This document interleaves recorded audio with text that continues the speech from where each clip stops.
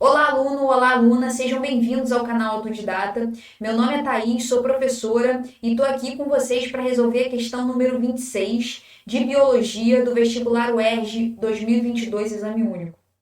Olha o que diz a questão. O tecido adiposo, marrom, abundante em recém-nascidos e em mamíferos que hibernam, é rico em mitocôndrias que possuem em sua membrana interna uma proteína desacopladora da fosforilação oxidativa.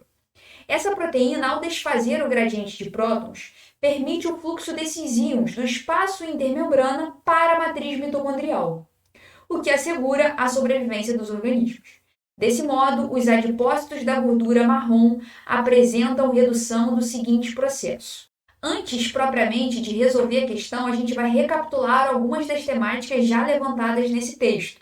Então, veja só, a questão levantou a temática do tecido adiposo. O tecido adiposo, formado ele por adipócitos, pode ser diferenciado em tecido adiposo amarelo e tecido adiposo marrom. Enquanto que o tecido amarelo apresenta um único loco de gordura, o tecido adiposo marrom apresenta vários locos de gordura. Dessa forma, a gente pode também determinar o tecido amarelo como tecido unilocular, enquanto que o tecido marrom como tecido multilocular. Além disso, um fato interessante é o número de mitocôndrias presente nessas células. No tecido adiposo marrom, a gente vê um número mais elevado de mitocôndrias.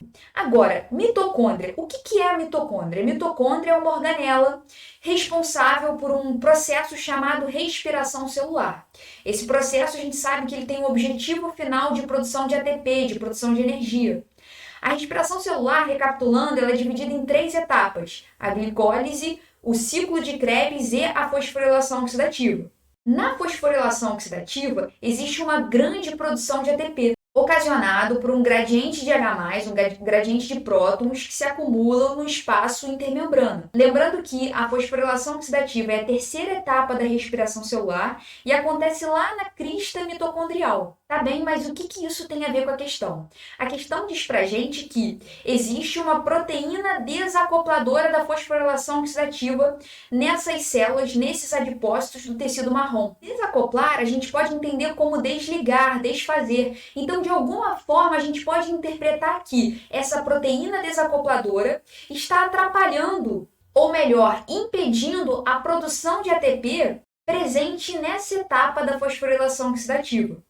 A produção de ATP, portanto, está sendo prejudicada, mas em compensação, essa célula está conseguindo produzir calor. Então, a gente retorna para o comando da questão para ter certeza do nosso gabarito e ele diz o seguinte: desse modo, os adipócitos da gordura marrom apresentam redução do seguinte processo: reduzem a produção de ATP para que haja liberação de calor.